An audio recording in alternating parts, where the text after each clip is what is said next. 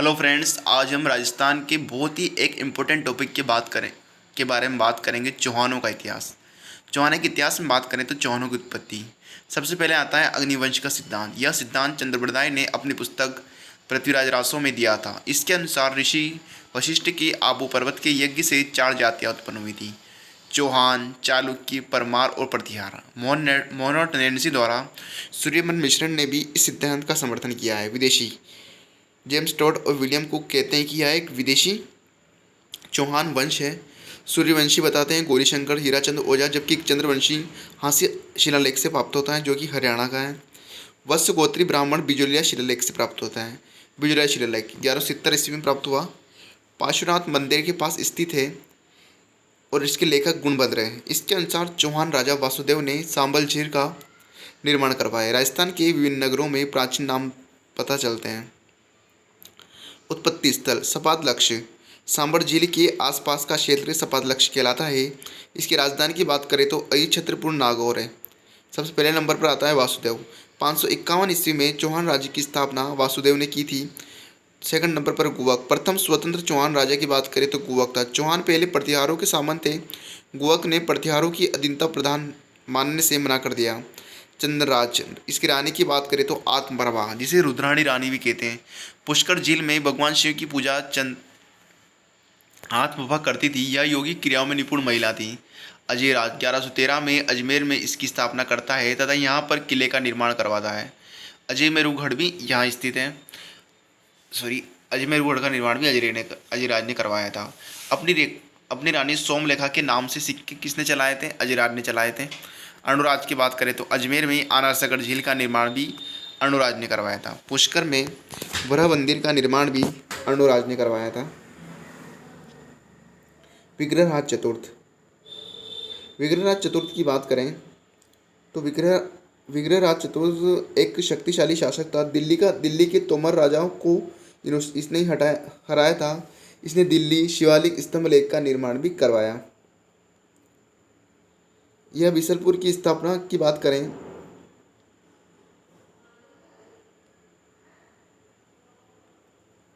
तो विग्रहराज ने करवाई थी।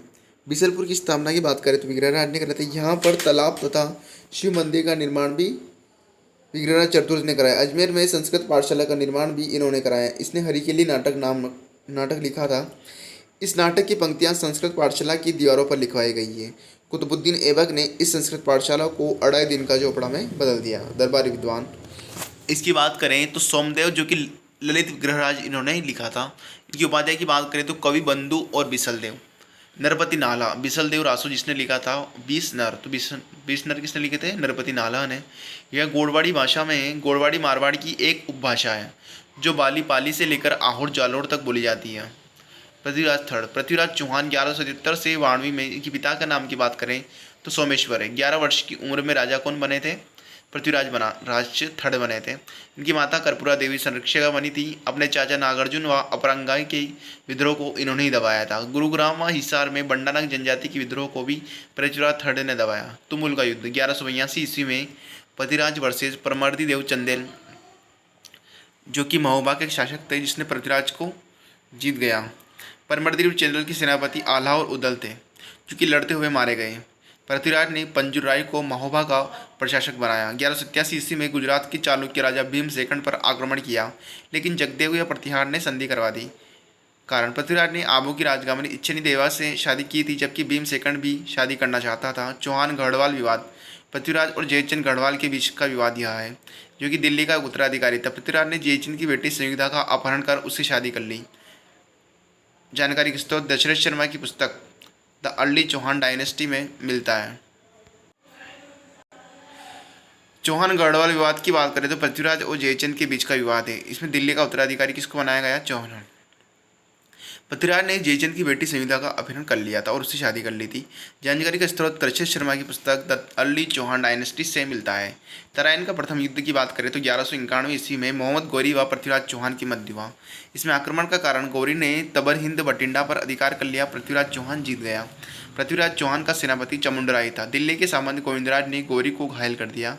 तराइन का द्वितीय युद्ध 1192 ईस्वी में पृथ्वीराज चौहान हार गया। पृथ्वीराज चौहान को सिरसा के पास सरस्वती गिरफ्तार किया गया तथा मार दिया गया। हसन निजामी के अनुसार पृथ्वीराज ने कुछ दिनों में मोहम्मद गौरी के अधीन शासन किया था। इस युद्ध में चामुंडराय सेनापति नहीं था। तराइन के युद्ध में हार के कारण पृथ्वीराज के अपने पड़ोसी राज्यों से विवाद थे, इसलिए किसी ने भी गौरी के खिलाफ उसका साथ नहीं दिया। तराइन के दूसरे युद्ध में गौरी के मुकाबले पृथ्वीराज की सेना का कम थी तथा उसके अधिकतर सेनापति अन्य युद्धों में व्यस्त थे। मोहम्मद गौरी एक अच्छा सेनापति था उसने अपनी कूटनीति से पृथ्वीराज को हरा दिया था। तराइन के पहले युद्ध के बाद पृथ्वीराज ने गौरी को युद्ध की तैयारी का समय दे दिया था। पृथ्वीराज की सेना में हाथी का प्रयोग किया, जबकि तुर्क सेना घोड़ों का प्रयोग करती थी। भारतीय सैनिकों की अपेक्षा तुर्क सेना ने हल्के हाथियों का प्रयोग किया।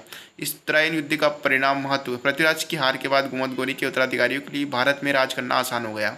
राजपूतों की बढ़ती हुई महत्वाकांक्षा पर रोक लग गई तथा पृथ्वीराज के बाद कोई भी राजपूत राजा दिल्ली पर अधिकार नहीं कर पाया। भारत पर विदेशी शासन की श्रृंखला प्रारंभ हुई, जो 1947 से जाकर समाप्त हुई। भारतीय संस्कृति पर सकारात्मक और नकारात्मक प्रभाव यहीं से पड़ा है। सकारात्मक की बात करें तो हिंदू मुस्लिम साझी संस्कृति का विकास हुआ, जिसके प्रभाव स्थापत्य कला व चित्रकला में दिखते हैं। भारत में भक्ति व सूफी आंदोलन प्रारंभ हुआ। नकारात्मक: हिंदू व बौद्ध संस्कृति का पतन हुआ। 1200 ईस्वी के बाद बौद्ध संस्कृति भारत में लगभग समाप्त हो गई। पृथ्वीराज चौहान की सांस्कृतिक उपलब्धियों की बात करें तो दिल्ली के पास पिथौरागढ़ का निर्माण इन्होंने करवाया था। कला व संस्कृति विभाग की स्थापना की, जिसके मंत्री पद्मनाथ था। दरबारी विद्वान की बात करें तो चंद्रप्रदाय, जिसका नाम पृथ्वीभट्ट भी था, जिसने पृथ्वीराज रासो लिया। जैन की बात करें तो पृथ्वीराज विजय लिखा। विद्यापति घोड़ भी इनके एक दरबारी विद्वान थे। वागीश्वर दत्त भी एक दरबारी विद्वान थे, जबकि जनार्दन और विश्वरूप भी एक दरबारी विद्वान थे। उपाधियाँ की बात करें तो राय पिथौरा और दंगल बुंगल इनकी एक उपाधि थी। प्रमुख मंत्री की बात करें तो भुवनमल और केमास।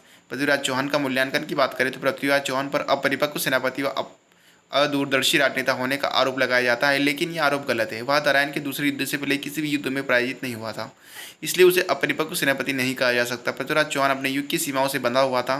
दुश्मन की भागती हुई सेना पर हमला नहीं करना तथा माफी मांग लेना पर शत्रु को छोड़ देना तो उस समय की हिंदू संस्कृति के आदर्श थे तथा पृथ्वीराज भी इन राज्य को प्रण कर रहा था। हालांकि उसकी हार में भारत की गुलामी का मार्ग खोल दिया, लेकिन फिर भी मध्यकालीन इतिहास में उसके महत्व से इनकार नहीं किया जा सकता। Hello friends, thank you so much.